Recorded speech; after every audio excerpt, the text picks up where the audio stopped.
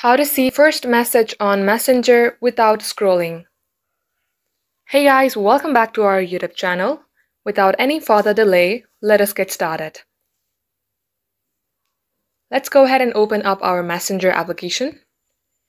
Now make sure that you are logged into your Facebook Messenger account and tap onto the person's chat.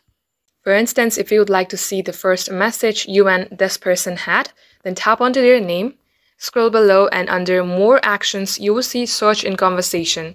Tap onto it and type in something that began with the conversation. For instance, in my case, I usually start my conversation with a hey. So let's go ahead and search that. Then it will show you the first conversation you had. In my case, that was on 21 March. Just like so, you can do the same as well. That wraps up today's tutorial. Thank you for watching the video till the very end.